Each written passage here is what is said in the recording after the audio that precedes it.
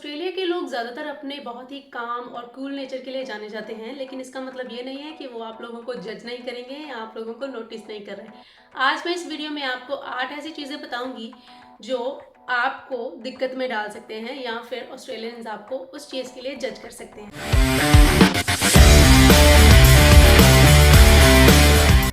आज की वीडियो हिंदी में होने वाली है बिकॉज आई वॉन्ट कि मेरी ये वीडियो ज़्यादा से ज़्यादा लोगों तक पहुंच सके। मेरी हिंदी इतनी ज़्यादा अच्छी नहीं है, लेकिन I am still trying for you guys. Make sure करें कि आप मेरे चैनल को सब्सक्राइब करें और मेरी और सारी वीडियोस देखने के लिए हर वीडियो को लाइक, शेयर और कमेंट ज़रूर करें। नंबर 1, जिस चीज़ के लिए ऑस्ट्रेलियंस आपको जज कर सकते हैं वो है नॉट थैंकिंग द ड्राइवर्स। जैसे आप किसी भी शेयरिंग जोन में जा रहे हैं, ज़ेब्रा क्रॉसिंग है, ज़्यादातर यहाँ पे मेन स्ट्रीट्स पे जहाँ पे हम रहते हैं वहाँ पे ज़्यादातर शेयरिंग या शेड जोन होते हैं जहाँ पे गाड़ियाँ भी जा रही होती हैं, इंसान भी जा रहे होते हैं। तो जब इंसान ज़ेब्रा क्रॉसिंग पे जा रहा होता है, गाड़ी रुकती है, आपको जाने देती है, आपका बनता है कि आप उन लोगों को थैंक यू बोले या फिर just say thanks just with your hand, है ना। अगर आप ये नहीं करते हैं, वो कुछ कहेंगे तो नहीं, लेकिन they will B judging you that you don't have etiquettes. ठीक है, सो मेक श्योर करें कि हमेशा जो भी आपको रास्ता दे उसको थैंक यू जरूर बोलें।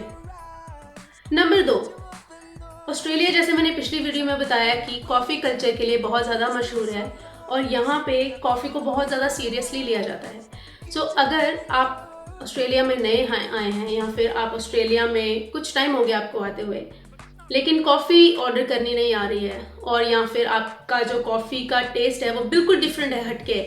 यहाँ पे ज़्यादातर कॉफ़ीज़ कौन कौन सी होती हैं? कैपेचिनो होती है, लाटे होती है, फ्लैट वाइट होती है या फिर ज़्यादा से ज़्यादा एस्प्रेसो या लॉन्ग ब्लैक होती है। इसके अलावा अगर आप बहुत ही ज़्यादा फॉर एग्जांपल सिरप्स वगैरह, फ्लेवर्स वगैरह डाल के आपका कॉफ़ी का ऑर्डर है तो वो आपको कहेंगे तो कुछ नहीं, लेकिन they will B judging you कि ये किस तरीके की कॉफ़ी का ऑर्डर है। You know what I mean. So keep it simple. मैं ऐसा नहीं बोल रही कि आप अपनी चॉइस को चेंज कर लें, लेकिन आप अगर किसी सोसाइटी में रहने आए हैं तो उस हिसाब से थोड़ा थोड़ा डालना शुरू कर दें।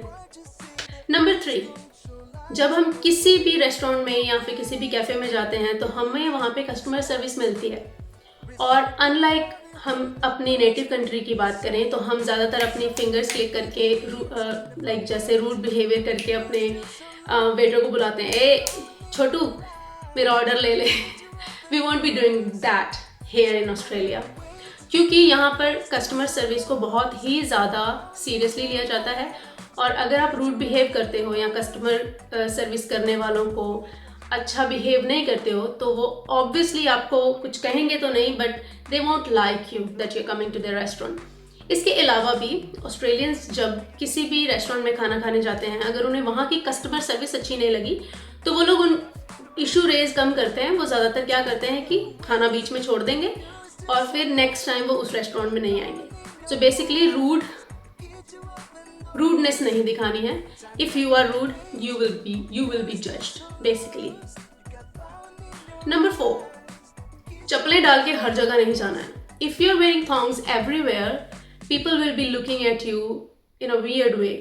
जैसे यहाँ पे ज़्यादातर लोग बहुत ज़्यादा अलग अलग जगह पे जा सकते हैं थॉन्ग्स डाल के, चप्पलें डाल के, लेकिन जैसे अगर आप कहीं पे ओकेजन पे जा रहे हो, किसी से मिलने जा रहे हो, फंक्शन पे जा रहे हो, you are not suppose to be wearing thongs. Basically आपको अच्छा अटायर वेयर करना है, कैजुअल क्लोथ्स डालने हैं या फिर फॉर्मल क्लोथ्स डालने हैं, जिससे आपकी क्लास होती है, आपका एक अच्छा सा लुक आता है और लोग आपको जजमेंटल नज़र से नहीं देखेंगे, इंस्टेड आपको वो रिस्पेक्ट की नज़रों से देखेंगे।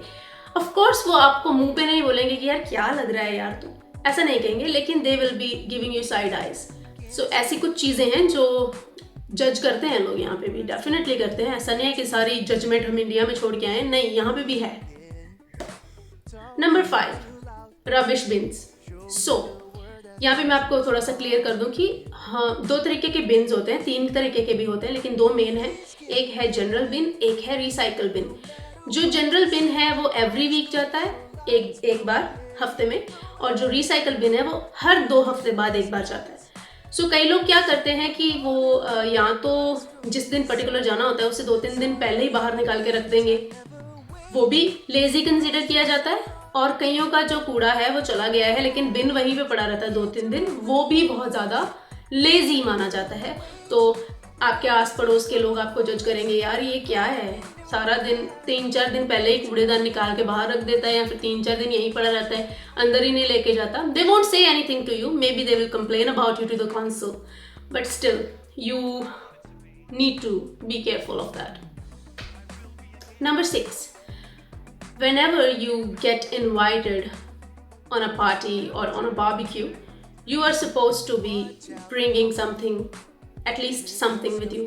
empty handed नहीं जाना है. empty handed जाओगे you will be judged. यहाँ का कल्चर ये है कि भले ही आप थोड़ा एक छोटा सा बुके ले जाओ, एक फ्लावर ले जाओ या फिर ब्रेड ले जाओ, something, you know, at least something you have in your hands. If not, you will be judged. They won't say anything to you, but maybe हो सकता है वो अगली बार आपको बुलाएं ही ना. Number 7, not holding the door.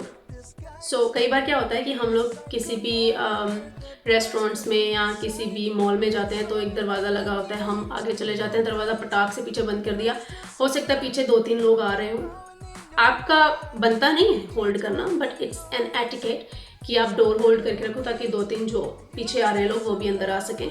And you will B praised for that, they will B thanking you, है ना, आपको अच्छे से मिलेंगे, थैंक्स करेंगे. But if you do not hold that door, they will be secretly judging you that why didn't you do that for them. Number 8, showing off. Trust me, this is one of the biggest negative thing you will be doing. If you are in Australia, अगर आप show off करते हो किसी भी चीज़ का, पैसे की धौंस जमाते हो, तो लोग आपको जज करेंगे. भाई इंडिया में हमारा ऐसा होता है कि हाँ हमने सूट बूट पहना है दिखावे के लिए, हम करते हैं यार, ऐसा कुछ नहीं है कि हम लोग नहीं करते, ऐसा मैं भी करती हूँ.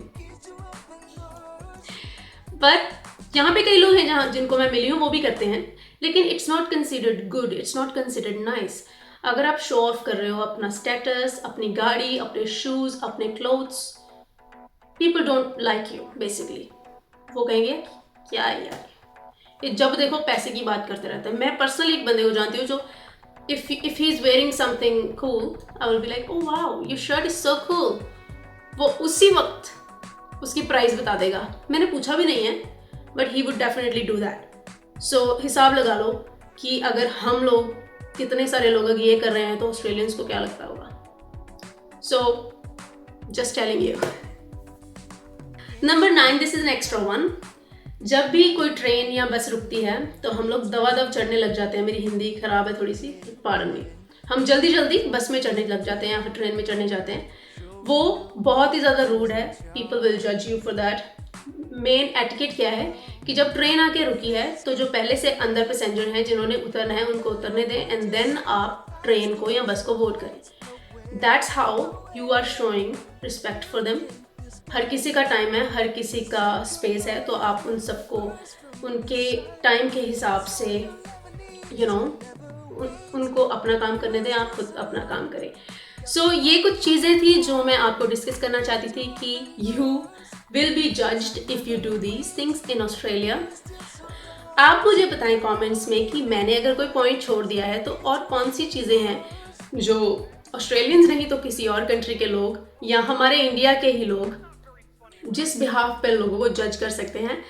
मुझे ज़रूर इस चीज़ के बारे में बताएं और मेरी हिंदी के बारे में भी थोड़े से कमेंट्स कर दें ताकि मैं थोड़ी सी इम्प्रूव कर सकूं. Thank you so much. Have a good one.